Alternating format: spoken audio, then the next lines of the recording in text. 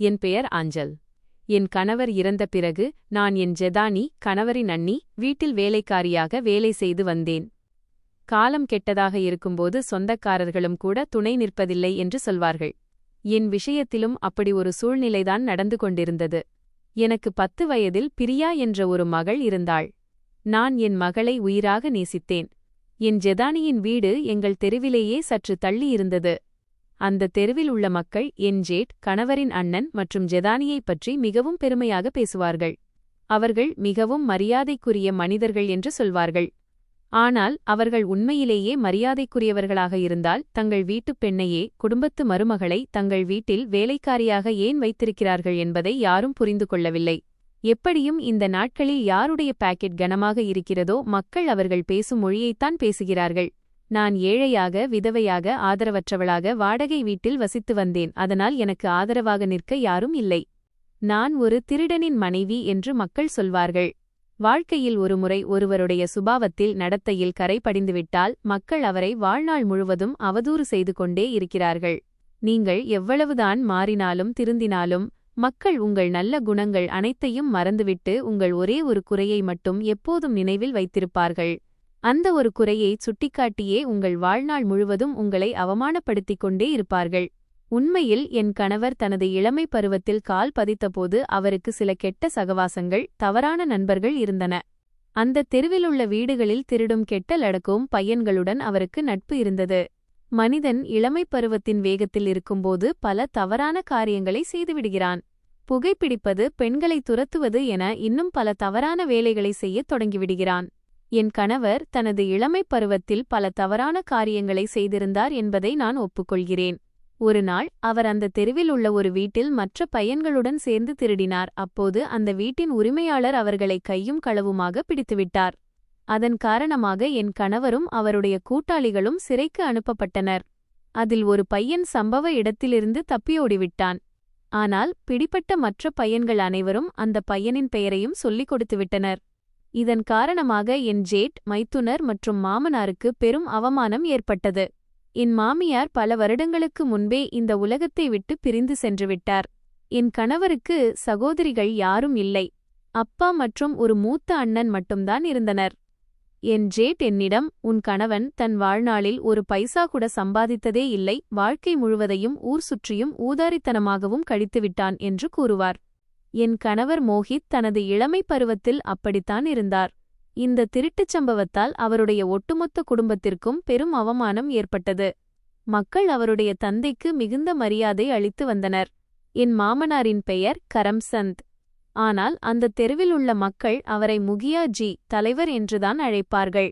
முகியாஜியின் இளைய மகன் திருடிவிட்டான் என்ற வதந்தி அந்த தெரு முழுவதும் பரவியிருந்தது. என் மாமனார் எங்கு சென்றாலும் அந்த தெருவில் தலைநிமிர்ந்து நடந்து சென்றாரோ. இப்போது மகனின் திருட்டுப்பழி அவருடைய கௌரவத்தில் கரையாக படிந்துவிட்டது. அவர் மோஹித்தை ஜாமீனில் வெளியே எடுத்தார். அதன் பிறகு அவனுக்கு திருமணம் செய்து வைக்க முடிவு செய்தார். நான் இந்த ஊரில் வசிக்கவில்லை. நான் வாரணாசியில் பனாரஸ் வசித்து வந்தேன். என் மாமனாரும் என் தந்தையும் தூரத்து உறவினர்கள். இந்த வரன் என் வீட்டிற்கு வந்தபோது என் வீட்டார் உடனடியாக இந்த திருமணத்திற்கு சம்மதித்துவிட்டனர். ஆனால் என் கணவரின் இந்த லீலைகளை, தவறுகளைப் பற்றி என் வீட்டில் யாருக்கும் தெரியாது. மகனுக்கு திருமணம் செய்து வைத்தால் அவன் இந்த ஊதாரித்தனத்தை கைவிட்டு விடுவான் என்று என் மாமனாரும் அவருடைய அண்ணனும் குடும்பத்தினரும் நினைத்தார்கள். ஆனால் என் கணவர் ஜெயிலுக்கு அழைத்துச் செல்லப்பட்ட போதே அவருடைய இந்தச் செயலால் அவருடைய தந்தையும் அண்ணனும் பெரும் அவமானமடைந்ததை உணர்ந்து அவருக்கு புத்தி வந்துவிட்டது. அப்போதே அவருக்கு ஒரு மிகப்பெரிய அதிர்ச்சி ஏற்பட்டது. இனிமேல் இப்படி ஒரு காரியத்தை வாழ்க்கையில் மீண்டும் செய்யக்கூடாது என்று அவர் அப்போதே முடிவெடுத்துவிட்டார். இனி ஒருபோதும் தன் தந்தையையும் அண்ணனையும் தலைகுனிய வைக்கக்கூடாது என்று நினைத்தார். வீட்டில் அவரிடம் யாரும் பேசுவதில்லை. ஆனாலும் அவருக்கு திருமணம் செய்து வைக்க முடிவு செய்யப்பட்டது. மூத்த அண்ணனுக்கு ஏற்கனவே திருமணம் ஆகிவிட்டது. விரைவில் மோஹித்துக்கும் எனக்கும் திருமணம் செய்து வைக்கப்பட்டது. நான் இந்த வீட்டிற்கு மருமகளாக வந்த பிறகுதான் என் கணவரின் இந்த செயல்களைப் பற்றி எனக்கு தெரியவந்தது. அந்த சம்பவம் அவருடைய இதயத்தையே உடைத்து போட்டிருந்தது. அந்த அவமானத்தின் வேதனை அவருடைய மனதை மிகவும் ஆழமாக பாதித்திருந்தது. தான் திருடினால் அந்த விஷயம் யாருக்கும் தெரியப்போவதில்லை என்று அவர் நினைத்திருந்தார். ஆனால் அவருக்கும் அவர் குடும்பத்திற்கும் அவமானம் ஏற்பட்டபோதுதான் தன் நண்பர்களின் பேச்சைக் கேட்டு எவ்வளவு பெரிய தவறான அடியை எடுத்து வைத்துவிட்டோம் என்பதை அவர் உணர்ந்தார். அவர் தன் தவறை எண்ணி மனதார வருந்தினார். இதனாலேயே அவர் அனைத்து தவறான பழக்கவழக்கங்களையும் கைவிட்டுவிட்டு ஒரு வேலையை தேடிக்கொண்டு பின்னர் அந்த வேலையிலேயே பிஸியாகிவிட்டார். அதன் பிறகு திருமணம் முடிந்த சில காலத்திலேயே என் மாமனார் இறந்து போனார். இதனால் என் கணவர் மிகவும் மனமுடைந்து போனார், ஏனெனில் அவருடைய தந்தை இறந்துவிட்டார். ஆனால் இறப்பதற்கு முன்பாக அவர் ஒருமுறை கூட தன் இளைய மகனை நினைத்து பார்க்கவில்லை. தன் மகனிடம் பேசவும் இல்லை.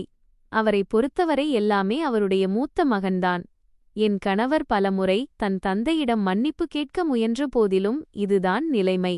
அந்த தெருவில் உள்ள மக்கள் அனைவரும் இன்னும் கூட அவரை திருடன் திருடன் என்றே அழைத்து வந்தனர். இதனால் என் கணவர் பெரும் அவமானத்தை உணர்ந்தார். காலம் கடந்து சென்றது. என் திருமணத்திற்குப் பிறகு 5 வருடங்கள் ஆகிவிட்டன. மாமனார் இறந்து 4 வருடங்கள் ஆகிவிட்டன. என் கணவர் வேலைக்குச் சென்று விடுவார். அவர் ஒரு பிளாஸ்டிக் தொழிற்சாலையில் வேலை பார்த்து வந்தார். என் கணவருக்கு தன் வீட்டைப் பற்றி எதுவும் தெரிந்திருக்கவில்லை, ஏனெனில் அவர் உழைக்கத் தொடங்கியதிலிருந்தே தேவையற்ற வீண் விஷயங்களில் கவனம் செலுத்துவதை நிறுத்திவிட்டார். எந்த பையன்களின் சகவாசத்தால் அவர் திருட்டு போன்ற காரியத்தை செய்தாரோ அந்த எல்லா பையன்களின் சகவாசத்தையும் அவர் கைவிட்டிருந்தார். அவர் தன் மூத்த அண்ணன் மற்றும் அவருடைய குடும்பத்தின் மீது மிகுந்த மரியாதை வைத்திருந்தார். ஆனால் அவருடைய அண்ணனும் அண்ணியும் அவருக்கு எதிராக ஒரு சதித்திட்டம் தீட்டிக் கொண்டிருக்கிறார்கள் என்பது அவருக்கு தெரிந்திருக்கவில்லை. உண்மையில் இப்போது என் கணவருக்கு உடல்நிலை சரியில்லாமல் போகத் தொடங்கியது. என் மகள் பிரியாவும் இந்த உலகத்திற்கு வந்திருந்தாள். என் கணவருக்கு டிபி காசநோய் தொற்றிக் கொண்டது. அவர் படுக்கையிலேயே முடங்கிவிட்டார். அப்போதிருந்தே அவருடைய அண்ணனும் அண்ணியும் அவர்களை கைவிடத் தொடங்கினர். வெளியில் உள்ள மக்களுக்கு அவர்கள் தங்கள் நோய்வாய்ப்பட்ட தம்பிக்கு சிகிச்சை அளிப்பது போல் தோன்றியது. ஆனால் உண்மை என்னவென்றால் ஒரே வீட்டிற்குள் இருந்து கொண்டே என் ஜேட் மைத்துனர் ஒருமுறை கூட என் கணவரின் உடல் நலத்தைப் பற்றி விசாரித்ததே இல்லை. ஒரு நாள் இரவு முழுவதும் அவர் இருமிக்கொண்டே இருக்க விடுந்துவிட்டது. அவருடைய அந்த நிலையை என்னால் பார்க்க முடியவில்லை, ஏனெனில் அவர் மிகவும் சோர்ந்து போயிருந்தார். காலையில் ஜேட்ஜி எழுந்தவுடனேயே நான் முதலில் அவருடைய அறைக்குச் சென்று, மோஹித்தின் உடல்நிலை மிகவும் மோசமாக உள்ளது, அவரை மருத்துவமனைக்கு அழைத்துச் செல்லுங்கள் என்று கூறினேன். அப்போது என் ஜெதானி அண்ணி குறுக்கே வந்து, எங்களுக்கு பணம் சும்மா ஒன்றும் வரவில்லை. உன் கணவன் இதுவரை எங்கள் குடும்பத்திற்கு என்ன செய்துவிட்டான்? அவன் ஒரு திருடன். திருடிய பணத்தை நிறைய சேர்த்து வைத்திருப்பான் அல்லவா? அந்த பணத்தைக் கொண்டே சிகிச்சை பாருங்கள் என்று கூறினாள். என் ஜெதானியின் பேச்சை நான் பொருட்படுத்தவில்லை, ஏனெனில் அந்த நேரத்தில் அவளுடன் வாதிட எனக்கு நேரமில்லை. நான் என் ஜேட்டின் முன்னால் கைகளை கூப்பி, பையாஜி, தயவு செய்து மோஹித்தை மருத்துவமனைக்கு அழைத்துச் செல்லுங்கள், அவருடைய உடல்நிலை மிகவும் மோசமாக இருக்கிறது என்று கெஞ்சத் தொடங்கினேன். இப்போது அவர்களால் பேசவும் முடியவில்லை. என் மூத்த மைத்துனர் ஜேத் எதுவும் பேசாமல் அமைதியாக வீட்டை விட்டு வெளியேறிவிட்டார். அவர் எனக்கு உதவி செய்வார் என்று நான் நினைத்தேன். ஆனால் 2 மணி நேரம் ஆகிவிட்டது. அவர் மீண்டும் வீட்டுக்குள் வரவே இல்லை. பிறகு என் கணவரை நானே மருத்துவமனைக்கு அழைத்துச் செல்வது என்று முடிவு செய்தேன். நான் என் கணவரிடம் சென்று அவரை படுக்கையிலிருந்து எழுப்ப முயன்றபோது அவர் என் குரலை கேட்கவில்லை. எந்த அசைவும் இல்லை. நான் சத்தமாக கத்தினேன், ஏனென்றால் அவருடைய உடல் முழுவதும் குளிர்ந்து போயிருந்தது. அப்போதுதான் அவர் இறந்துவிட்டார் என்பது எனக்குத் தெரிந்தது. நான் இப்போது அலறி அழுது கொண்டிருந்தேன். என் கணவருக்கு சரியான நேரத்தில் சிகிச்சை கிடைத்திருந்தால் ஒருவேளை என் கணவர் பிழைத்திருப்பார். ஆனால் இவர்களில் யாரும் எனக்கு உதவவில்லை. இப்போது 1.5 வயதே ஆன என் சிறிய மகள் தன் தந்தையுடன் சரியாக விளையாடக்கூட இல்லை. அவளுடைய தலையிலிருந்து தந்தையின் நிழல் மறைந்துவிட்டது. நான் விம்மி விம்மி அழுது கொண்டிருந்தேன். என் கணவரின் இறுதிச் சடங்குகள் முடிந்துவிட்டன. உன்னுடைய மைத்துனரும் மைத்துனியும் ஜேதானி மிகவும் நல்லவர்கள் என்று மக்கள் கூறிக்கொண்டிருந்தார்கள். அவர்கள் உன் கணவருக்கு நிறைய சிகிச்சை அளித்தார்கள் என்றார்கள். ஆனால் உண்மை என்ன என்பது எனக்கு மட்டும்தான் தெரியும். என் மைத்துனரும் மைத்துனியும் நாங்கள் மோஹித்தை காப்பாற்ற நிறைய முயற்சி செய்தோம், ஆனால் அவருடைய மரண நேரம் வந்துவிட்டது என்று முழு வீதியிலும் கூறிக்கொண்டிருந்தார்கள். என்னால் உலகிற்கு உண்மையைச் சொல்ல முடியவில்லை. அமைதியாக இருப்பதைத் தவிர எனக்கு வேறு வழியே இல்லை. என் கணவருக்கும் சொந்தமான இந்த வீட்டில் நான் அமைதியாக வாழ்ந்து வந்தேன். பிறகு சில காலத்திற்குப் பிறகுதான் தெரிந்தது இந்த வீடு என் கணவருடையதே இல்லை என்று. மோஹித் இந்த வீட்டிற்காக ஒருபோதும் எதுவும் செய்யவில்லை. அதனால்தான் தந்தை இந்த சொத்துக்கள் அனைத்தையும் என் பெயரில் எழுதுகிறார் என்று என் மைத்துனர் கூறினார். இந்த வீடும் தொழிலும் இப்போது அனைத்தும் என்னுடையது. உன் கணவர் தன் வாழ்நாள் முழுவதையும் உல்லாசமாகவும் ஊர் சுத்திக் கொண்டும் கழித்துவிட்டார். அவர் தந்தைக்கு சேவை செய்திருந்தாலோ அல்லது தந்தைக்காக எப்போதாவது சம்பாதித்திருந்தாலோ ஒருவேளை இன்று அவருடைய இதயத்தில் தன் மகனுக்காக கொஞ்சம் இரக்கம் இருந்திருக்கும். அவர் மோஹித் மீது மிகவும் கோபமாக இருந்தார். அதனால்தான் அவர் உயிரோடு இருக்கும்போதே மோஹித்தை சொத்திலிருந்து நீக்கிவிட்டார். நான்தான் பெருந்தன்மையோடு உங்கள் இருவருக்கும் இந்த வீட்டில் இடம் கொடுத்தேன். உங்களை இந்த வீட்டை விட்டு போகும்படி ஒருபோதும் சொல்லவில்லை. ஆனால் இனி உங்களை இந்த வீட்டில் என்னால் பொறுத்துக்கொள்ள முடியாது என்றார். இதைக் கேட்டதும் என் காலடி மண் சரிவது போல் இருந்தது. நான் சொன்னேன், அண்ணரே, நீங்கள் என்ன சொல்கிறீர்கள்? உங்களுக்கு 1.5 வயதில் ஒரு சிறிய மருமகள், அண்ணன் மகள் இருக்கிறாள். இவ்வளவு சிறிய குழந்தையை கூட்டிக்கொண்டு நான் எங்கே போவேன்? என் பிறந்த வீடும் மிகவும் தொலைவில் உள்ளது. இப்போது என் பிறந்த வீட்டிலும் யாரும் இல்லை. என் பெற்றோர் இறந்துவிட்டனர். என் அண்ணன் அண்ணியிடமிருந்து பையா பாபி, நான் எந்த எதிர்பார்ப்பும் வைக்க முடியாது. எனக்கு நீங்கள்தான் எல்லாமே. நீங்களும் என்னை அனாதையாக கைவிட்டுவிட்டால் நான் எங்கே போவேன்? என் மைத்துனி ஜேதானி சத்தமாக, எங்கேயாவது போ, எங்களுக்குத் தெரியாது. எங்கள் வீட்டை விட்டு வெளியேறு, அவ்வளவுதான் என்று கத்தினாள். நான் விம்மி விம்மி அழத் தொடங்கினேன். என் மைத்துனியின் மகள், அவளுக்கு சுமார் 15 வயது இருக்கும். அவள் சொன்னாள், அம்மா, சாட்சியை, சித்தி, இந்த வீட்டை விட்டு துரத்திவிடுங்கள். இவர்களை இங்கே இருக்க விடாதீர்கள்.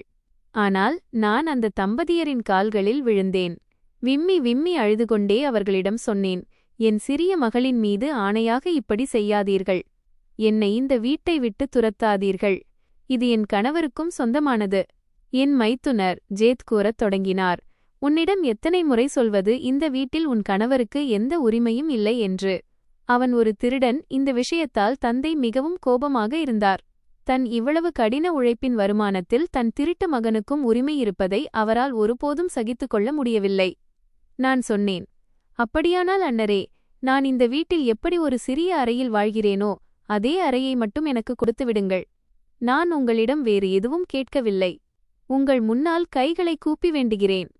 என் மைத்துனி சொன்னாள், பார், நாங்கள் உனக்கு ஒரு உதவி செய்ய முடியும். நீ இந்த வீட்டை விட்டு போய்விடு. ஏனென்றால் எங்களால் உன்னை இந்த வீட்டில் பொறுத்துக்கொள்ள முடியாது. இது எங்களது வீடு. இந்த வீதியிலேயே உனக்கு ஒரு சிறிய வாடகை வீட்டை நாங்கள் எடுத்துக் கொடுக்கிறோம். நீ அங்கு நிம்மதியாக வாழ்ந்து வரலாம். அதற்கான வாடகையையும் நாங்களே கொடுத்து விடுகிறோம். ஆனால் அதற்கு பதிலாக நீ எங்கள் வீட்டு வேலைக்காரியாக மாற வேண்டும்.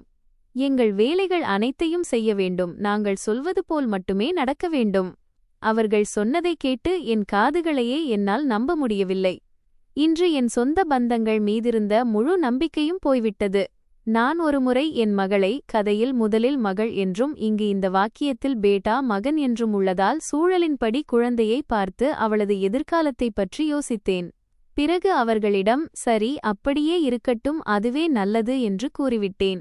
பிறகு நான் அழுது கொண்டே அந்த வீட்டை விட்டு வெளியே வந்தேன். என் மைத்துனர் அந்த வீதியிலேயே எனக்கு ஒரு வாடகை வீட்டை எடுத்துக் கொடுத்தார். அது மிகவும் சிறியதாக இருந்தது. இங்கே நான் என் மகளுடன் வாழ வேண்டியிருந்தது. ஆனால் இங்கே பாத்திரங்களோ அல்லது எந்த பொருட்களோ இல்லை.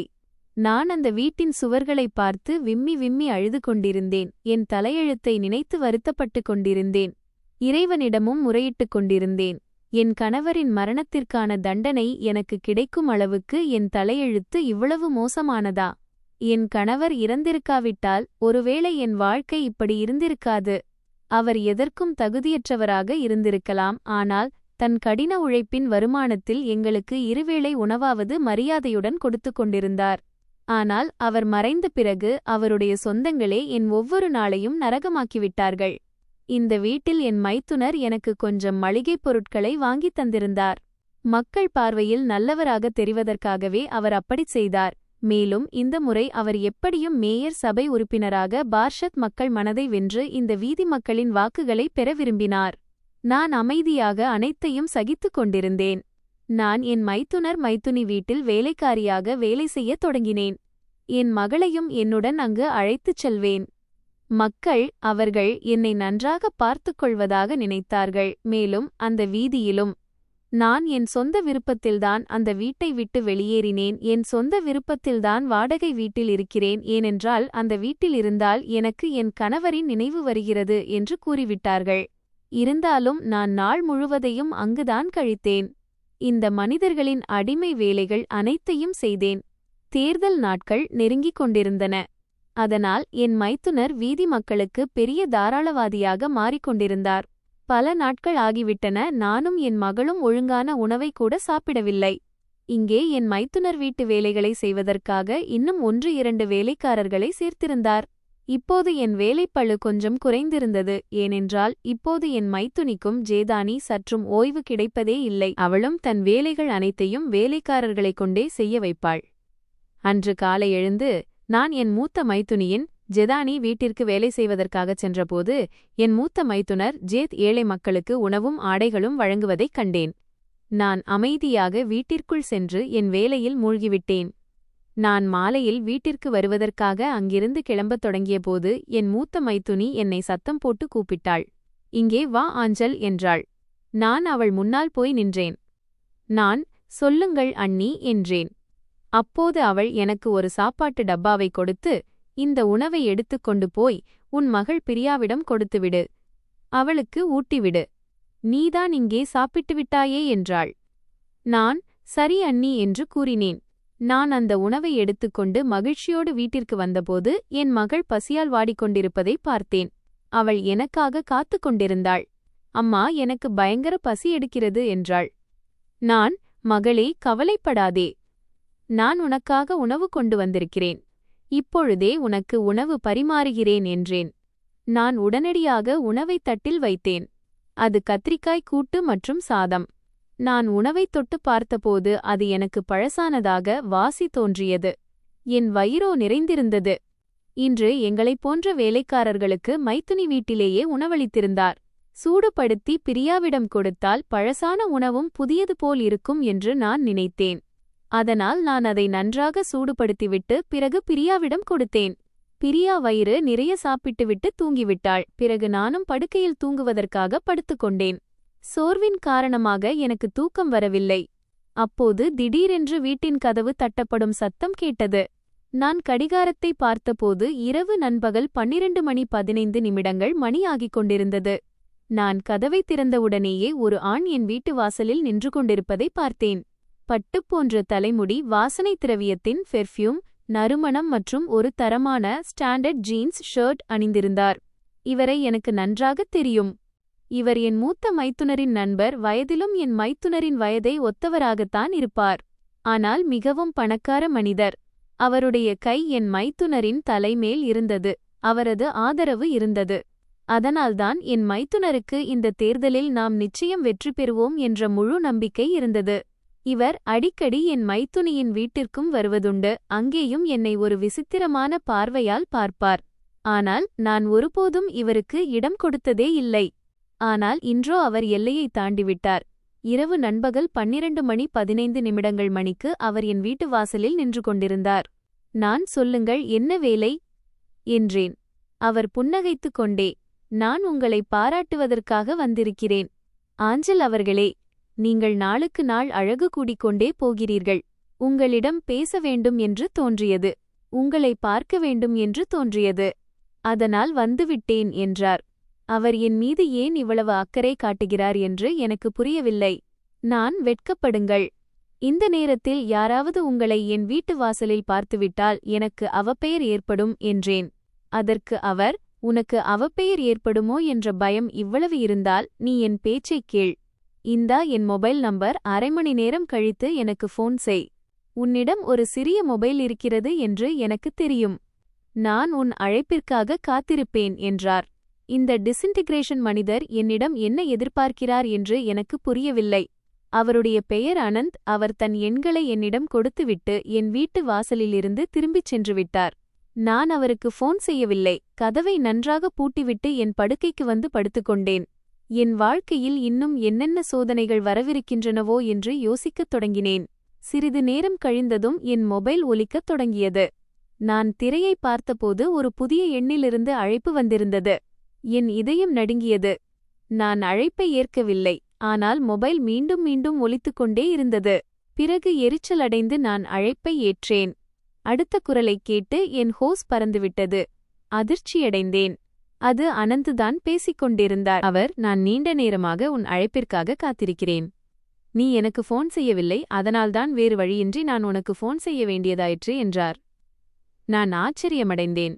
நான், உனக்கு என் ஃபோன் நம்பர் எங்கிருந்து கிடைத்தது என்றேன். அதற்கு அவர், கோபப்படாதே, என் பேச்சை அமைதியாக கேள். இதோ பார், நான் உனக்கு உதவ விரும்புகிறேன் என்றார். நான், எனக்கு உன்னுடைய எந்த உதவியும் தேவையில்லை என்றேன். அப்போது அவர், நீ எனக்கு மிகவும் பிடித்திருக்கிறாய். நான் உன்னை தனியாகச் சந்திக்க விரும்புகிறேன்.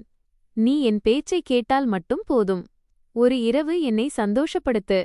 அதன் பிறகு நான் உனக்கு அவ்வளவு பணம் தருவேன். நீ எப்பொழுதுமே உன் மைத்துனர் மஞ்சீத்திடம் கையேந்த வேண்டிய அவசியம் இருக்காது என்றார். நான், என்னிடம் இப்படி பேச உனக்கு எவ்வளவு தைரியம்? இனிமேல் எனக்கு ஃபோன் செய்யாதே என்று கூறிவிட்டு மொபைலை அணைத்துவிட்டேன். அப்படியே அழத் தொடங்கினேன். நான் அப்பாவித்தனமாக உறங்கிக் கொண்டிருந்த என் மகளின் முகத்தை ஒருமுறை பார்த்தேன். விதி என்னை எங்கே கொண்டு வந்து நிறுத்தியிருக்கிறது? அழுது கொண்டிருப்பதைத் தவிர எனக்கு வேறு வழி இருக்கவில்லை. இப்போது மக்கள் என் சூழ்நிலையையும் வறுமையையும் தங்களுக்கு சாதகமாக பயன்படுத்தத் தொடங்கிவிட்டனர். மறுநாள் காலை நான் சீக்கிரமாகவே எழுந்தேன். என் மகளுக்கு காலை உணவு கொடுத்தேன். ஆனால் அவள் அதை சாப்பிட மறுத்துவிட்டாள். அம்மா, எனக்கு உடம்பு சரியில்லை, எனக்கு எதுவுமே பிடிக்கவில்லை என்றாள். நான், மகளே, உனக்கு உடம்பு சரியில்லை என்றால் வா, நான் உன்னை மருத்துவரிடம் அழைத்துச் செல்கிறேன் என்றேன். ஆனால் அவள் வர மறுத்துவிட்டாள். உங்களுக்கு வேலைக்குச் செல்ல நேரமாகிறது என்றாள். என் மகள், நான் நன்றாகத்தான் இருக்கிறேன் என்று கூறினாள். இதனால் நான் அவளை வீட்டிலேயே விட்டுவிட்டு வேலைக்கு வந்துவிட்டேன். ஆனால் இரவில் நான் வீட்டிற்கு திரும்பியபோது என் மகள் படுக்கையில் அப்படியே படுத்திருப்பதைக் கண்டேன். அவளது முகம் வாடிப்போயிருந்தது. என் இதயம் திடுக்கென்றது. நான் வேகமாக முன்னோக்கிச் சென்றேன். அவளை நோக்கி என் கையை நீட்டினேன். அவளது நெற்றியைத் தொட்டு பார்த்தபோது அது பயங்கரமாக கொதித்துக் கொண்டிருந்தது. அவளது கண்கள் பாதி மூடியும் பாதி திறந்தும் இருந்தன. அவள் மயக்கமுற்றிருப்பது போல தோன்றியது.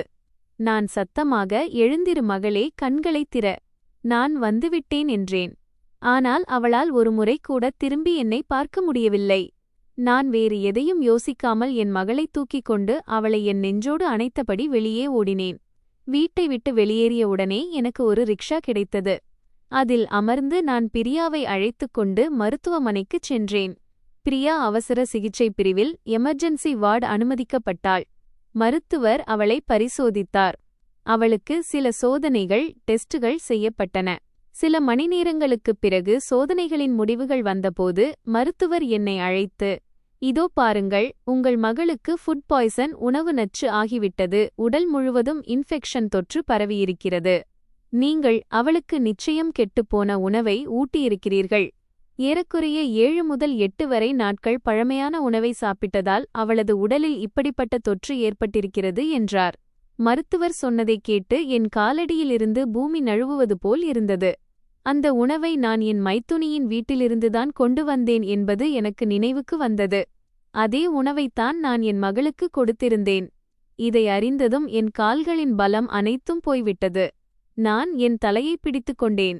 நான் வேண்டுமென்றே என் மகளுக்கு அப்படிப்பட்ட உணவை கொடுத்ததாக மருத்துவர்கள் நினைத்துக் கொண்டிருந்தனர். ஆனால் நான் ஏன் அப்படிச் செய்யப் போகிறேன்? என் மகளின் உயிரை நான் ஏன் எடுக்க நினைப்பேன்? நான் அவளை அவ்வளவு நேசிக்கிறேன். நான் அந்த உணவை அவளது பசியைப் போக்குவதற்காக மட்டுமே கொடுத்தேன். என் கண்களிலிருந்து தொடர்ந்து கண்ணீர் வழிந்து கொண்டிருந்தது. என் மகளின் சிகிச்சை நீண்ட நாட்களுக்குச் செல்லும் போலிருந்தது. ஆனால் என்னிடம் பணம் இல்லை. என்னிடம் இருந்த பணத்தைக் கொண்டு நான் என் மகளை மருத்துவமனையில் அனுமதித்து அவளது சோதனைகள், டெஸ்டுகள் முதலானவற்றை செய்திருந்தேன். பிரியா தொடர்ந்து மயக்க நிலையில் இருந்தாள். ஏழைகளுக்காக நல்ல உணவைச் சமைத்து ஊர் மக்களின் பாராட்டுகளைப் பெறும் என் மைத்துனி என் மகளுக்காக ஏன் அந்த கெட்டுப்போன உணவை கொடுத்தாள் என்று நினைத்து நினைத்து எனக்கு கோபம் வந்தது. அவர்களால் எனக்கும் என் மகளுக்கும் எப்படி இவ்வளவு துரோகம் செய்ய முடிந்தது? அந்த உணவு இத்தனை நாட்கள் பழமையானது என்று எனக்குத் தெரியாது. என் மைத்துனி என் மகளுக்கு தீங்கு விளைவிக்க விரும்புகிறாள் என்பதை என்னால் புரிந்து கொள்ள முடியவில்லை. மருத்துவர், உங்கள் மகளின் சிகிச்சை கிட்டத்தட்ட 15 நாட்கள் நீடிக்கும், அதற்கு பணமும் தேவைப்படும் என்றார். ஆனால் நான் பணத்திற்கு எங்கே போவேன்? என்னிடம் பணம் இல்லை. நான் அழுது கொண்டே என் மைத்துனர் மற்றும் மைத்துனியின் வீட்டிற்குச் சென்றேன். உங்களுடைய அலட்சியத்தால் என் மகளின் உடல்நிலை மோசமாகிவிட்டது. நீங்கள் எனக்கு பழசான உணவை கொடுத்தீர்கள், அதனால் என் மகளுக்கு ஃபுட் பாய்சன் ஆகிவிட்டது என்றேன். என் மைத்துனி கத்தினாள், அறிவில்லாதவளே! ஒன்று, நாங்கள் உனக்கு எங்கள் வீட்டில் அடைக்கலம் கொடுத்திருக்கிறோம், என் வீட்டில் உனக்கு வேலை கொடுத்திருக்கிறோம், உனக்கு சாப்பாடு தருகிறோம். அதன் மேல் நீ எங்களையே குற்றம் சாட்டுகிறாயா என்றாள். என் மைத்துனி எனக்கே புத்திமதி கூறத் தொடங்கிவிட்டாள். தலைகீழாகப் பேசினாள். ஆனால் நான் ஒரு ஆதரவற்ற பெண் கண்ணீர் சிந்துவதைத் தவிர என்னால் வேறொன்றும் செய்ய முடியவில்லை. நான் அவரிடம் என் மகளின் சிகிச்சைக்காக கொஞ்சம் பணம் கொடுங்கள் என்று கேட்டேன். ஆனால் அந்த கணவன் மனைவி இருவருக்குமே அதில் எந்தச் சலனமும் இல்லை. அவர்களின் காதுகளில் ஈ ஓட்டக்கூட இல்லை. அவர்கள் இதை காதிலேயே வாங்கிக் கொள்ளவில்லை. நான் அங்கிருந்து அமைதியாக திரும்பி வந்து மருத்துவமனையில் அமர்ந்து என் மகளின் மாசூம முகத்தை பார்த்து கொண்டிருந்தேன். அவளது உடல் மருத்துவமனை படுக்கையில் உணர்வற்று கிடந்தது. பிரியாவிற்கு சிகிச்சை மிகவும் அவசியமாக இருந்தது. ஆனால் சிகிச்சைக்கு என்னிடம் பணம் இல்லை. அப்போது என் மொபைல் ஒலிக்கத் தொடங்கியது. அனந்தின் போன் வந்தது. எனக்கு அவன் மேல் கோபம் வந்தது. ஆனால் அவன் மீண்டும் மீண்டும் போன் செய்து கொண்டிருந்ததால் அவனது அழைப்பை ஏற்க நான் நிர்பந்திக்கப்பட்டேன். நான் போனை எடுத்த உடனே, அனந்த், நீ எங்கே இருக்கிறாய்? நான் எப்போதிருந்து உனக்கு போன் செய்து கொண்டிருக்கிறேன். நான் உனக்கு கொடுத்த வாய்ப்பை நீ ஏற்றுக்கொண்டாயா இல்லையா என்றான். நான் எனக்கு உன் தேவையில்லாத பேச்சை கேட்க விருப்பமில்லை என்றேன். அதற்கு அவன், இதோ பார், நான் இதையெல்லாம் உன் நன்மைக்காகத்தான் சொல்கிறேன். உனக்கு நடப்பதெல்லாம் கொஞ்சம் கூட நன்றாக இல்லை. நீ மிகவும் அழகாக இருக்கிறாய். உன்னுடைய அழகு இப்படி வீணாகிவிடும். நீ என் பேச்சை கேட்க வேண்டும் என்று நான் விரும்புகிறேன். அதன் பிறகு நீ சொல்வதையெல்லாம் நான் கேட்பேன். உன்னை பணமழையில் நனைய வைப்பேன். நீ எந்தவொரு கஷ்டத்தையும் சந்திக்க வேண்டியிருக்காது. எப்படியும் உனக்கு ஒரு மகளின் துணைதான் இருக்கிறது. என் பேச்சை கேட்டால் நீ பெரும் பணக்காரி ஆகிவிடுவாய் என்றான். நான் அவனது பேச்சை கேட்கவில்லை. எதுவும் சொல்லாமலேயே போனை அணைத்துவிட்டேன். பிறகு நான் என் மனதில் யோசிக்கத் தொடங்கினேன், அனந்த் சொல்வது உண்மைதான் என்று. என் மகளின் உயிருக்கு எங்காவது ஆபத்து ஏற்பட்டுவிடுமோ? அவளுக்குச் சிகிச்சை கிடைக்காவிட்டால் அவளது உயிர் கூட போய்விடலாம். ஏனென்றால் அவளது உடலில் தொற்று இன்ஃபெக்ஷன் பெருமளவிற்கு பரவிவிட்டது. அதற்கு தொடர்ந்து சிகிச்சை அளிப்பது அவசியம் என்று மருத்துவர் தெளிவாக கூறிவிட்டார். நான் இன்னும் மருத்துவமனையின் பெஞ்சில்தான் அமர்ந்திருந்தேன். அப்போது ஒரு வார்ட்பாய் வந்து, பணத்தை ஏற்பாடு செய்தீர்களா இல்லையா? நீங்கள் பணத்தை ஏற்பாடு செய்யாவிட்டால் எங்களால் உங்கள் மகளுக்கு சிகிச்சை அளிக்க முடியாது என்றான். நான் அந்த வார்டுபாயிடம் கைகூப்பி கெஞ்சினேன். அண்ணா, தயவுசெய்து என்னிடம் பணம் இல்லை. நான் சீக்கிரமே பணத்திற்கு ஏற்பாடு செய்துவிடுகிறேன் என்றேன். ஆனால் அந்த வார்டுபாய் என் ஒரு வார்த்தையை கூட கேட்கவில்லை. பிறகு நான் ஒருமுறை மொபைலையும் மறுமுறை என் மகளையும் பார்த்தேன். ஏனென்றால் இப்போது எனக்கு அனந்திடம் செல்வதைத் தவிர வேறு வழியே இருக்கவில்லை. என் மகளின் சிகிச்சைக்காக எனக்கு பணம் கொடுக்கக்கூடிய ஒரே ஆள் அவனாகத்தான் இருந்தான். நான் அனந்திற்கு போன் செய்து, நான் உன்னை சந்திக்க வருகிறேன் என்றேன். அனந்த் மிகுந்த பதற்றத்துடன் எனக்காக காத்துக் கொண்டிருந்தான். அவன் எனக்கு ஒரு ஹோட்டலின் முகவரியை கொடுத்திருந்தான். நான் அந்த ஹோட்டலுக்கு சென்றபோது அவன் ஏற்கனவே அங்கு இருந்தான். அவன் என்னை தனக்கு முன்னால் அமருமாறு கூறினான். நான் பயந்தபடியே அமர்ந்தேன். என் கண்களில் கண்ணீர் வந்தது. ஆனால் நான் அதை வழியவிடாமல் தடுத்துக் கொண்டேன். அவன், அப்படியானால் இறுதியாக நீ என் பேச்சை கேட்டுக்கொண்டாய். நான் மிகவும் மகிழ்ச்சியடைகிறேன். சொல், நான் உனக்காக என்ன செய்ய வேண்டும் என்றான். நான், என் மகளின் உடல்நிலை மிகவும் மோசமாக உள்ளது. எனக்கு அவளது சிகிச்சைக்காக பணம் வேண்டும் என்றேன். அவன் மெதுவாக என் அருகில் வந்து, இந்தா, மது அருந்து. இதனால் உன்னுடைய கவலைகள் எல்லாம் நீங்கிவிடும் என்றான். எனக்கு அதன் நாற்றம் மிக கடுமையாக வீசியது. நான் முகத்தை சுளித்துக்கொண்டு என் முகத்தை திருப்பிக் கொண்டேன். அவன், இதை அருந்துவதால் உன்னுடைய உடலின் சோர்வு அனைத்தும் நீங்கிவிடும். பிறகு நீ புத்துணர்ச்சியாக ஃப்ரெஷ்ஷாக உணர்வாய் என்றான். நான் அவனிடம் கைகூப்பி, என் சூழ்நிலையை மறுபடியும் உனக்கு சாதகமாக பயன்படுத்திக் கொள்ளாதே என்றேன். அதற்கு அவன், நீ இங்கு உன்னுடைய சொந்த விருப்பத்தில்தான் வந்திருக்கிறாய். இதில் உன்னுடைய சம்மதமும் அடங்கியிருக்கிறது என்றான். அதன் பிறகு அவன் எனக்கு மிக அருகில் வந்துவிட்டான். நான் முற்றிலும் அமைதியாக இருந்தேன். அவன் என் உடலை, என் இருப்பை தன் வசமாக்கிக் கொண்டான். தன் பிடிக்குள் கொண்டு வந்தான். அந்த இரவு முழுவதும் நான் என் மகளுக்காக என் மனதிற்குள்ளேயே பிரார்த்தனை செய்து கொண்டிருந்தேன். விடிந்தபோது நான் என் கற்பை அனந்திடம் இழந்திருந்தேன். அவன் காலையில் எழுந்தவுடனேயே எனக்கு பணம் கொடுத்தான். இன்னும் பணம் தேவைப்பட்டால் என்னிடம் சொல். ஆனால் நீ மிகவும் ரசிக்கத்தக்க ஒரு பொருள். எனக்கு எதிர்காலத்திலும் உன்னுடைய தேவைப்படலாம் என்றான். அவன் எனக்கு எந்த உதவியும் செய்ய விரும்பவில்லை. என்னை வெறும் தன் தேவைக்காக பயன்படுத்திக் கொள்ள மட்டுமே நினைத்தான். நான் வேகமாக மருத்துவமனைக்கு வந்து மருத்துவமனையின் கவுண்டரில் பணத்தைச் செலுத்தினேன். இப்போது என் உடல் ஒரு உயிரற்ற பிணமாக மாறியிருந்தது. என் மகளின் சிகிச்சை நடக்கும் வரை நான் மருத்துவமனையிலேயே இருந்தேன். மருத்துவமனையிலிருந்து என் மகள் டிஸ்சார்ஜ் செய்யப்பட்டதும் நான் அவளை அழைத்துக் கொண்டு வீட்டிற்கு வந்துவிட்டேன். ஆனால் இப்போது எனக்கு என் மைத்துனியின் வீட்டிற்குச் செல்ல விருப்பமில்லை. அவள் என் மகளுக்கு மிகப்பெரிய துரோகம் செய்திருந்தாள். ஆச்சரியமான விஷயம் என்னவென்றால், அங்கிருந்து என்னை அழைப்பதற்கு கூட யாரும் வரவில்லை. மீண்டும் அனந்திடமிருந்து ஃபோன் வந்தது. அவன், நான் உன்னுடன் இன்னும் ஒரு இரவு கழிக்க வேண்டும். என்னை சந்தோஷப்படுத்த மீண்டும் நிறைய பணம் வாங்கிக்கொள் என்றான். நான் மீண்டும் மிகவும் பலவீனமாகியிருந்த என் மகளின் முகத்தை பார்த்தேன். அவள், அம்மா பசிக்கிறது, சாப்பிட ஏதாவது கொடுங்கள் என்றாள். ஆனால் வீட்டில் சாப்பிடுவதற்கு எதுவும் இருக்கவில்லை. நான் அனந்திடம், கொஞ்சம் பணம் அனுப்பிவை, அதன் பிறகு நான் உன்னை சந்திக்க வருகிறேன் என்றேன். அவன் பணத்தை அனுப்பி வைத்தான். அனந்தின் ஆட்கள் என் வீட்டு வாசலை அடிக்கடி சுற்றிக் கொண்டிருந்தனர். இதன் காரணமாக அக்கம்பக்கத்து மக்கள் என்னை பற்றி தப்பாகவும் அவதூறாகவும் பேசத் தொடங்கினர். இந்த ஆள் கெட்டுப் போய்விட்டாள், கணவன் இல்லாததை சாதகமாக பயன்படுத்திக் கொள்கிறாள், மற்ற ஆண்களுடன் தொடர்பு வைத்திருக்கிறாள் என்றனர். ஆனால் நான் அமைதியாக இருந்தேன். இந்த உலகத்தாரின் பேச்சை கேட்பதைத் தவிர எனக்கு வேறு வழி இருக்கவில்லை. என்னால் மக்களின் பேச்சை மட்டுமே கேட்க முடிந்தது, அழ முடிந்தது மற்றும் என் விதியை நொந்து கொள்ள முடிந்தது. ஏனென்றால் என்னைப் போன்ற ஒரு ஆதரவற்ற பெண்ணால் வேறு எதுவும் செய்ய முடியாது. நான் செய்வதெல்லாம் என் மகளுக்காக மட்டுமே செய்து கொண்டிருந்தேன். நான் என் மகளுக்கு உணவளித்தேன், அவளை தூங்க வைத்தேன். பிறகு நான் அனந்திடம் வந்துவிட்டேன். அங்கு மீண்டும் இரவு முழுவதும் கழித்தேன். அனந்த் மிகவும் மகிழ்ச்சியடைந்தான். அவன், எனக்கு உன்னை மிகவும் பிடித்துவிட்டது. ஏனோ தெரியவில்லை, என் இதயம் உன்னை நோக்கி ஈர்க்கப்படத் தொடங்கியிருக்கிறது. நான் என்ன சொல்கிறேன் என்றால், நீ எல்லாவற்றையும் விட்டுவிட்டு என்னிடம் வந்துவிடு. நான் உன் மகளையும் ஏற்றுக்கொள்ளத் தயாராக இருக்கிறேன் என்றான். ஆனால் நான் மெதுவாக மட்டுமே புன்னகைத்தேன். நான் எதுவும் சொல்லவில்லை. என்னிடமும் என் மகளிடமும் ஒரு வாரம் வரை வாழ்வதற்கு தேவையான பணம் இப்போது என்னிடம் இருந்தது. ஆனால் நான் என் மைத்துனர் மற்றும் மைத்துனியிடம் எப்படி பழிவாங்குவது? இதைப் பற்றித்தான் நான் சிந்தித்துக் கொண்டிருந்தேன். மீண்டும் மீண்டும் இறைவனிடம், நீங்கள்தான் எனக்கு துணையாக இருக்க வேண்டும் என்று பிரார்த்தனை செய்து கொண்டிருந்தேன். மக்களுக்கு முன்னால் நான் அவர்களின் உண்மையான முகத்தை கொண்டுவர விரும்புகிறேன். தேர்தல் வருவதற்கு இன்னும் ஒரு வாரம் மட்டுமே மீதமிருந்தது. என் மைத்துனரும் மைத்துனியும் மிகவும் மகிழ்ச்சியாக இருந்தனர். இனி அவர்கள் இந்த வார்டின் கவுன்சிலர் ஃபார்ஷத் ஆகிவிடுவார்கள் என்று நினைத்துக் கொண்டிருந்தார்கள். அவர்கள் என் கணவரின் வீட்டை ஆக்கிரமித்துக் கொண்டார்கள். என் மகளை நோய்வாய்ப்பட வைத்தார்கள்.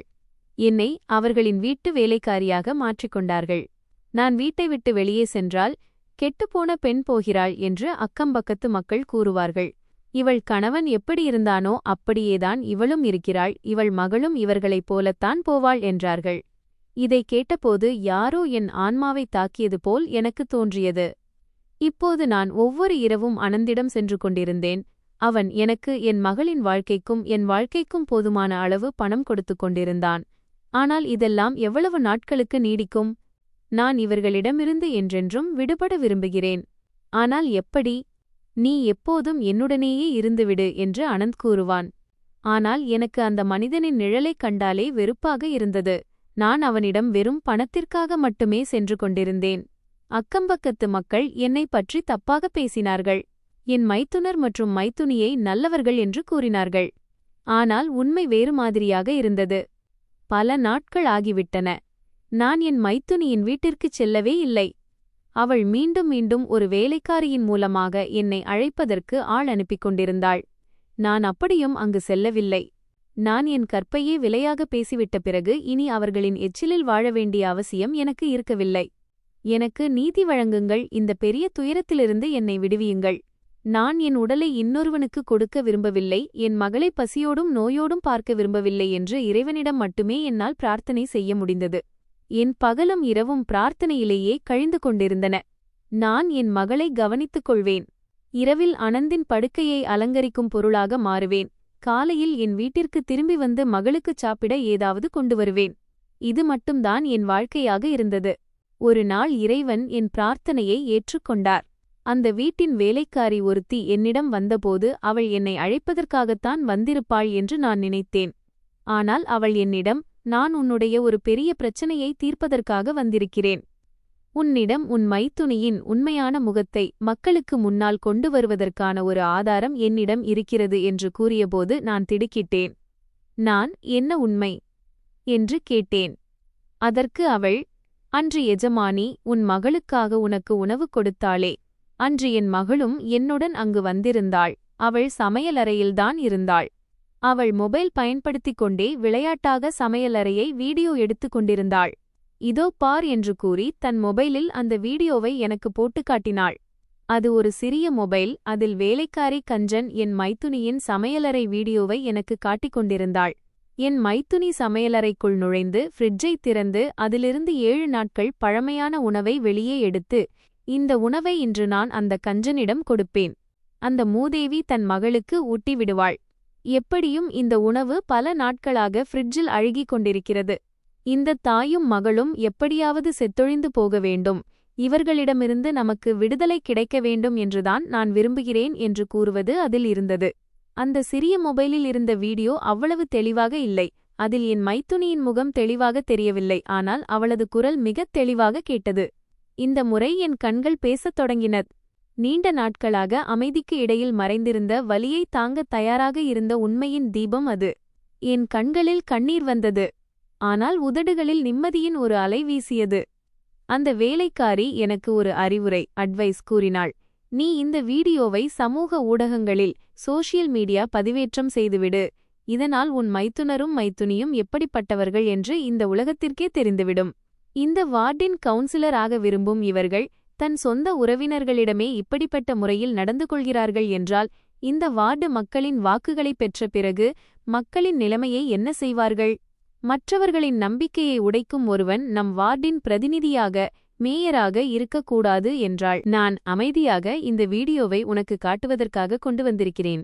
என் மொபைலில் இந்த வீடியோ இருப்பது எனக்கு தெரியாது. நான் மொபைலை சோதித்து பார்த்தபோது எனக்கு இந்த வீடியோ கண்ணில் பட்டது. அதனால் இந்த ஆதாரத்தை உனக்கு கண்டிப்பாக காட்ட வேண்டுமென்று நினைத்தேன் என்றாள். ஆனால் இப்போது எனக்கு ஒரு மொபைல் தேவைப்பட்டது. என்னிடம் அனந்த் கொடுத்த பணம் வைக்கப்பட்டிருந்தது. நான் உடனடியாக ஒரு மலிவான ஸ்மார்ட் போனை வாங்கினேன். அதில் என் சமூக ஊடக சோஷியல் மீடியா கணக்கை தொடங்கி இந்த வீடியோவை சமூக ஊடகத்தில் பதிவேற்றம் செய்தேன். அதன் தலைப்பில் கேப்ஷனில் ஒரு தாயின் அமைதி முடிவுக்கு வந்துவிட்டது. இதுதான் உண்மை. இவள்தான் உங்கள் வார்டின் உற்ற தோழன் என்று நீங்கள் நினைத்துக் கொண்டிருக்கும் அந்த பெண் என்று எழுதினேன். இந்த வீடியோ சமூக ஊடகங்களில் மிக வேகமாக பரவியது, வைரலானது. வார்டு மக்களும் இந்த வீடியோவை பார்த்தனர். பின்னர் இந்த வீடியோ நெருப்பைப் போல ஒருவரிடமிருந்து மற்றொருவருக்கு பகிரப்படத் தொடங்கியது. நேரம் செல்லச் செல்ல வார்டில் பெரும் பரபரப்பு ஏற்படத் தொடங்கியது. என் மைத்துனியின் இந்தச் செயலைப் பற்றி வார்டு மக்களுக்குத் தெரிந்ததும் மக்கள் என் மைத்துனரையும் வசைபாடத் தொடங்கினர். பின்னர் செய்தி சேனல்களும் நியூஸ் சேனல்களும் முக்கியச் செய்தியாக நியூஸ் பிரேக் வெளியிட அவர்களின் பேட்டி எடுப்பதற்காக அவர்களின் வீட்டிற்குச் செல்லத் தொடங்கின. அவர்களுக்கு பெரும் அவப்பெயர் ஏற்பட்டது. அந்த கணவன் மனைவி இருவரும் இந்த விஷயத்திலிருந்து தப்பிக்க மிகவும் முயன்றனர். ஆனால் அவர்கள் பொய் சொல்வதில் இப்போது எந்த பயனும் இருக்கவில்லை. சமூக ஊடகங்களிலும் வார்டிலும் பெரும் பரபரப்பு ஏற்பட்டது.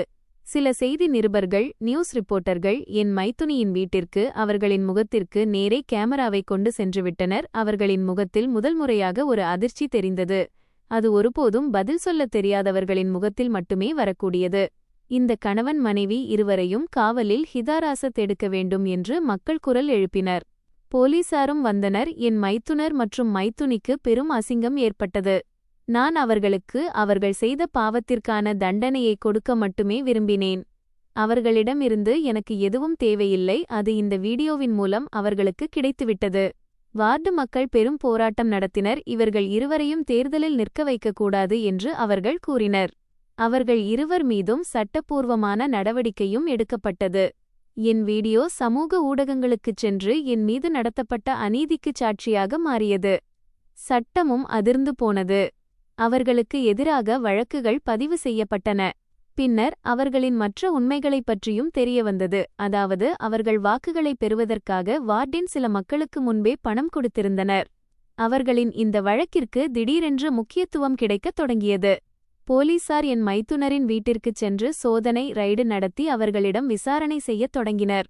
அவர்கள் இருவரும் காவலில் எடுக்கப்பட்டனர். போலீஸ் நிலையத்திற்கு அழைத்துச் செல்லப்பட்டனர். வார்டு மக்கள் அமைதியாக இதையெல்லாம் பார்த்து கொண்டிருந்தனர். நேற்று வரை என்னை பழித்து பேசுவதற்காக எத்தனையோ வாய்கள் திறந்தனவோ அவை இப்போது இவர்கள் இருவரின் முகத்திலும் துப்பிக் கொண்டிருந்தன. என் மனதில் நிம்மதி இருந்தது. நான் ஆதரவற்றவளாகவோ அல்லது அமைதியாகவோ இருக்கவில்லை. இனி யாருடைய அநீதியையும் பொறுத்துக்கொள்ள வேண்டிய அவசியம் எனக்கு இருக்கவில்லை.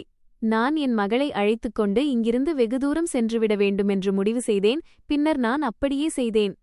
நான் எல்லோரையும் இப்படியே விட்டுவிட்டு என் உடைமைகளை மூட்டை கட்டிக்கொண்டு என் மகளை அழைத்துக்கொண்டு வெகு தூரம் வந்துவிட்டேன். அனந்தும் எனக்கு நிறைய ஃபோன் செய்தான். நீ திரும்பி வந்துவிடு, நான் உன்னை திருமணம் செய்து கொள்கிறேன், உன் மகளையும் ஏற்றுக்கொள்கிறேன், உனக்கு நிறைய பணம் தருகிறேன் என்று பல சலுகைகளை ஆஃபர்களை அளித்தான். ஆனால் நான் என் மகளுக்காக மட்டுமே வாழ விரும்பினேன். அவளைப் பற்றி மட்டுமே நல்லது நினைக்க விரும்பினேன். அவளது எதிர்காலத்தைப் பற்றி சிந்திக்க விரும்பினேன். அதனால் நான் அந்த நகரத்தையே விட்டுவிட முடிவு செய்தேன். நான் அந்த நகரத்தை விட்டுவிட்டு வெகு தூரம் வந்துவிட்டேன். நான் நினைத்திருந்தால் அனந்திற்கு எதிராகவும் நடவடிக்கை எடுத்திருக்கலாம். ஆனால் அவன் கொடுத்த பணம் என் கஷ்ட காலத்தில் எனக்கு மிகவும் உதவியாக இருந்தது. என் மைத்துனரும் மைத்துனியும் போலீசாரிடம் எவ்வளவோ மன்னிப்பு கேட்டுக்கொண்டிருந்தனர். ஆனால் இப்போது அவர்களின் பேச்சு எதுவும் கேட்கப்படப் போவதில்லை. ஒவ்வொரு வார்டின் பிரதிநிதியும் மேயரும் ஒரு நேர்மையான மனிதராக இருக்க வேண்டும். அவர் வார்டு மக்களுக்கு உதவ வேண்டும். அவர்களின் ஒவ்வொரு பிரச்சினையையும் தீர்க்க வேண்டுமே தவிர தேர்தலில் வெற்றி பெறுவதற்காக மட்டுமே மற்றவர்களுக்கு உதவி கொண்டிருக்க கூடாது. அந்த கணவன் மனைவி இருவரும் கைது செய்யப்பட்டனர். அவர்கள் தங்கள் மகளை தங்களின் உறவினர்களின் வீட்டில் தங்குவதற்காக அனுப்பி வைத்திருந்தனர். போலீசார் அவர்களின் வீட்டை சீல் வைத்திருந்தனர். இன்று கூட அந்த வீடு இதேபோன்றுதான் பூட்டி கிடக்கிறது. அவர்களுக்கு உதவி செய்வதற்காக யாரும் முன்வரவில்லை. அவர்களுக்கு 15 ஆண்டுகள் சிறைத் தண்டனை விதிக்கப்பட்டது. இன்னும் அவர்களின் 15 ஆண்டு தண்டனை காலம் முடிவடையவில்லை. நான் எல்லாவற்றையும் பின்னால் விட்டுவிட்டு இந்த புதிய நகரத்திற்கு வந்து மக்களின் வீடுகளில் வேலை செய்யத் தொடங்கினேன். இருந்தாலும் நான் படித்தவளாகவும் இருந்ததால் சிறிய குழந்தைகளுக்கு பாடம் டியூஷன் சொல்லிக் கொடுக்கவும் தொடங்கினேன். நான் எந்த பெரிய பங்களாவில் வேலை செய்தேனோ அங்கேயே எனக்கு தங்குவதற்கு குவார்ட்டர்ஸ் ஒரு வீடு கொடுக்கப்பட்டது. அதில் என் மகளும் என்னுடன் வசித்து வந்தாள். இங்கேயான பயணத்தை மேற்கொள்வதற்கு நான் பலதரப்பட்ட இன்னல்களையும் சவால்களையும் எதிர்கொள்ள வேண்டியிருந்தது. ஆனால் ஒரு மனிதன் நேர்மை மற்றும் கண்ணியத்தின் பாதையில் நடக்கத் தொடங்கும்போது அந்த இறைவனும் அவனுக்கு துணையாக நிற்கிறான். இன்று கூட நான் ஒரு வீட்டில் வேலைக்காரியாகத்தான் வேலை செய்கிறேன். ஆனால் என் மகளுக்கு ஒரு நிம்மதியான வாழ்க்கையையும் வயிறு நிறைய உணவையும் கொடுத்து வருகிறேன். இங்கு வந்த பிறகு எனக்கும் நிம்மதி கிடைத்துள்ளது. இங்குள்ள சூழ்நிலையில் ஒரு விசித்திரமான நறுமணம் வீசுகிறது. ஏனென்றால் நான் எந்த வீட்டில் வேலை செய்கிறேனோ அது நல்ல மற்றும் படித்த பண்பாளர்களின் வீடாகும். அவர்கள் வேலைக்காரர்களையும் தங்கள் குடும்ப உறுப்பினர்களைப் போலவே நடத்துகிறார்கள். இந்த மனிதர்களை பார்த்த பிறகுதான் இந்த உலகத்தில் இன்னும் நல்ல மனிதர்களும் வாழ்கிறார்கள் என்ற நம்பிக்கை எனக்குள் பிறந்தது. நண்பர்களே, நான் கூற விரும்புவது என்னவென்றால் உண்மை மற்றும் மனிதநேயத்தின் சக்தி ஒருபோதும் தோல்வியை தழுவுவதில்லை. வாழ்க்கையில் எத்தனை இன்னல்கள் வந்தாலும் உங்களுடைய சுயமரியாதையையும் ஒழுக்க நெறிகளையும் எப்போதும் விட்டுக் கொடுக்காதீர்கள். சமுதாயத்தில் நன்மையும் தீமையும் கலந்தே இருக்கின்றன. ஆனால் உண்மையின் பாதையை தேர்ந்தெடுப்பது உங்கள் வாழ்க்கையை மாற்றுவது மட்டுமல்லாமல் மற்றவர்களுக்கும் ஒரு முன்மாதிரியாக உங்களை மாற்றும். சமுதாயத்தில் ஒருவருடைய சூழ்நிலையை தங்களுக்கு சாதகமாக பயன்படுத்திக் கொள்வதற்கு பதிலாக அவர்களுக்கு உதவ வேண்டும் என்பதைத்தான் இந்த கதை நமக்கு கற்றுக் கொடுக்கிறது. நாம் மற்றவர்களின் வலியை புரிந்து கொள்ள வேண்டும் மற்றும் அவர்களின் கண்ணியத்தை மதிக்க வேண்டும். வெளிவேஷத்திற்காக நல்லவர்களாக நடிப்பவர்களின் உண்மையான முகத்தை அடையாளம் காண்பது மிகவும் அவசியமான ஒன்று. பலவீனமான மற்றும் தேவையிலுள்ள மக்களுக்கு ஆதரவாக நிற்பதுதான் ஒரு உண்மையான சமுதாயமே தவிர அவர்களின் பலவீனத்தை சுரண்டுவது அல்ல. வாருங்கள், நாம் அனைவரும் ஒன்றிணைந்து ஒவ்வொரு மனிதனுக்கும் மரியாதை, அன்பு மற்றும் சமத்துவம் கிடைக்கக்கூடிய ஒரு உன்னத சமுதாயத்தை உருவாக்குவோம்.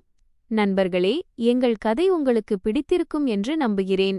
கதை பிடித்திருந்தால் வீடியோவை லைக் செய்யுங்கள்.